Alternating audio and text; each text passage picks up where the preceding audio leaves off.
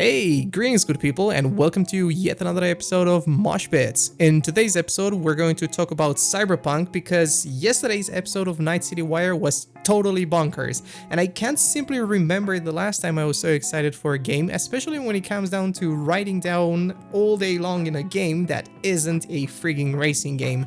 Now, if you've watched my channel before, you've probably heard me talk about how excited I am to play this one and ride along for many hours on end, and guess what? Today is no different because I'm back with some more Cyberpunk and CDPR news, so let's just go. Now, the company showed us a bunch more images of the vehicles in the game, as well as 3 different videos detailing the cars, the process and behind the scenes of recording them, and the collaboration with so many freaking companies, including motorbike manufacturer Arch Motors, owned by Gard Holliger, and our beloved Keanu Reeves. And trust me, you'll want to watch those videos a few times if you haven't already, because boy oh boy are they extraordinarily well done. Now, I've already shared it with most of my friends, so it feels like I've already done this with this episode, so if my excitement doesn't sound all that honest, believe me, yesterday I was out of this world. Now, CDPR has also partnered with Porsche to bring a legendary car into the game, and who else did you think would get it other than Johnny Silverhand, played of course by Keanu Reeves. Now, they've also had a video running on Porsche's Twitter, and that was quite fun and exciting to watch as well, but maybe that's just me missing the Porsche Museum in Stuttgart, which is where they actually shot it, and I guess all I can say after watching it is vroom vroom, mother truckers. And as bad as that sounded, at the other spectrum, the audio of the cars in Cyberpunk 2077 is absolutely bonkers, out of this world, and I can't conceivably describe of how good that made me feel, and the graphics and the details are shaping up to look incredible. I don't know what other superlatives to use at this point, and I can only dream of how much better this could have looked like if they didn't have to make it run on last-gen consoles as well. And with that being said, I'm still planning on watching every second of what content Digital Foundry will be putting out on analyzing the graphics of this game, and I guess you should be doing that too. But with that being said, I'll also patiently be waiting for the modders of this community to bring this game to the next level, just like they did with The Witcher 3, which is of course one of my favorite games. Now, we've also had a look at the different clothing styles in the game, something which goes perfectly with the last Night City Wire episode where we've learned about the gangs of Night City, and man, does CDPR make everything look so great right now.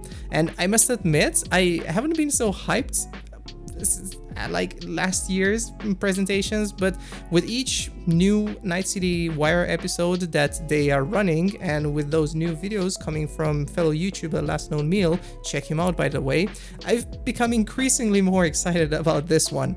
And the cherry on top, the cosplay competition with the 12 finalists was a total blast as well to watch, and if you thought you've seen good cosplay at events before, then I think you might want to rethink that one and watch this video. Now, I personally can't believe of how good some people are at making costumes look, the attention to detail, the videos they've shot for them, and how creative they are. If you've already seen the videos, I want to ask you a simple question. Which one's your favorite? Do let me know in the comments below, because for me, my favorite had to be either Roy's portrayed by Stefano, or the other one coming from Vulture Productions. Those were both pretty dope to say the least, but I guess the one from Stefano is actually better. Now, I'm personally mostly excited about the lore and driving in Night City, especially since every car will be unique, and yes, I mean that, because from my understanding, no two cars should be the same, because depending on where you find them or where you get them from, they are all going to have a different interior, perhaps exterior functions, and will make everything be a total blast. And I'm, of course, totally fanboying at this point, but who cares? Now, don't forget that the game is launching on November 19th, including on the dreadful Google Stadia, if you were somehow one of the dozen of people that still use it. BT Dubs, in the description, you're also going to find a link to GOG.com and where you can buy Cyberpunk 2077. And now I guess it's time to switch gears and tell you about something you might have bought and or you were looking into getting if you wanted to play wireless VR. you know what? Let's talk about Oculus Quest 2, and the problem is Oculus Quest 2 users have already started having problems with their new headsets, and this gives me yet another reason to blame Facebook, and hate them of course, for their abominable requirements they've set for their headsets. That being, you need to have a Facebook account tied to your headset at all times.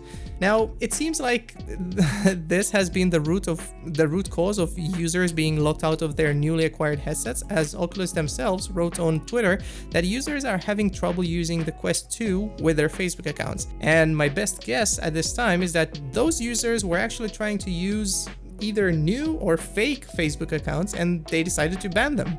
Now, sounds like a tinfoil hat theory, but is it? Now, nevertheless, they're looking into fixing this, and if you're one of the unlucky few that got this, then I guess it's time to file a support ticket. Now, this month on Crowd, it's been full of event coverages from us, and by us I mean Martin and I, on our Discord server, and if you haven't joined us, I guess now is the time you should do it, but let me tell you that next year won't run short on events either. Now, Samsung is allegedly planning on announcing their next S-series phone in December of 2020, and this one might actually hit the shelves as soon as January 2021, if you can believe it. Now, if you think that's something wrong, well, it might be because you are used to Samsung launching its new S-series phones every year in March, but this time around, Samsung might want to piggyback ride on the success of other phone manufacturers and also make use of their Exynos 1080 and 2100 processors, something I've discussed in some previous episodes of MOSHBITS around here, and I guess they want to compete against what Qualcomm has to offer with their Snapdragon 865, 865 Plus, and 875 processors, which come equipped in quite a few phones right now, unless you're talking about the last one, the 875. That one's not out yet. Now, I guess now is the perfect time to make back some market share, which had previously Huawei written all over it. And PT Dubs, if you're looking to learn more about Huawei and this whole debacle and problems that they're having right now, then I think Martin is your best source, since he's been talking about them quite a lot on his channel. So do make sure to check that out. And I guess now it's time to go into the quickfire news in this Nibbles session. You can pre-order the iPhone 12, and if you do, then can you please also make sure to review it on our Crowd app, and also do let us know of that battery size and performance, because Apple has just forgotten, or let's say didn't want to talk about it, so you be the judge of that. Now, if you're expecting me to tell you more about it, then you should probably watch my previous MOSHBITS episode, links in the video description. Now, MSI, it's time to talk about them as well, I guess. They have confirmed full support for the X470 and B450 motherboards for Ryzen 5000 chips, which isn't all that surprising to me, since they did offer some compelling options back then as well when they launched those boards, including quite a few boards with BIOS reset options. And at least that's one thing that MSI can do right. And I'm of course talking about another MOSHBITS episode, or I guess you could watch those videos from Gamers Nexus, which should be either in the info cards or in the video description, as always. Now, speaking of the upcoming Ryzen chips, we've seen leaked files indicating that the newly announced Ryzen 5000 chips will run best at 4000 MHz RAM frequencies, much like how Ryzen 3000 chips ran best at 3733 MHz. Now, generally speaking, people ran those at 3200 MHz with impeccable results, but 3600 MHz gave it a decent bump in performance. But now, with 4000 though, I'm generally curious what this could mean for gaming. And I guess good thing DDR4 RAM has gotten a bit cheaper over time now that we're heading towards DDR5. And don't think that only RAM frequencies can go high on those chips, because leaks and rumors point out to the 5950X being able to hit a whopping 6 GHz when overclocked. Now, this information comes from Tom Apisak, who found this in a Mac Pro file, but I guess, is this real? I mean, has this been even done on liquid nitrogen or just some off-the-shelf AIO? I guess only time will tell, since those chips are slated to come out on November 5th, and you're obviously going to be getting a lot of videos from the best YouTubers, or the biggest YouTubers in this case, talking about them and seeing how high those boost frequencies can get. Nevertheless, I'm keeping my fingers crossed that these new Ryzen chips can hit those high aforementioned boost frequencies, since that's paired with multiple cores and IPC improvements that they've showed in their announcement video will make everything smoother for gamers and professionals alike. Now in November, we're also going to see these new consoles that we've been talking about for quite a long time here on MOSHBITS as we boot them up, and we've now had a look at the PlayStation 5 UI, and to me it looks very similar to what we had on the PS4, but a bit more toned down, I would say. And of course, we're getting more rounded edges, background images, and some additional information. And yeah, I guess you could say it looks pretty nifty and something that shouldn't disturb or confuse neither old nor new users. So yeah, good job, Sony. Keep it up. Now, last news of the day is that NVIDIA is building the world's fastest AI supercomputer together with ADOS. Now, the 10 exaflop of FP16 AI performance will unfortunately do nothing for us gamers if it can't run Crysis at 8K 336. What did I say there? Crysis at 8K 360Hz minimum.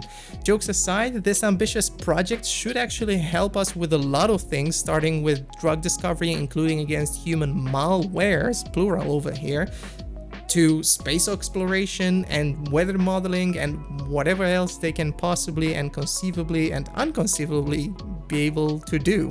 Now, it will also probably be able to tell when the end of this episode is coming, but don't you worry, you'll be the first one to know, because you know what? It's done. Do make sure to check me out on Twitter and join our crowd Discord server. Links to that are always going to be in the video description, together with articles mentioned in these episodes, I guess, not only in today's episode. So do make sure to check them out if you want to learn more.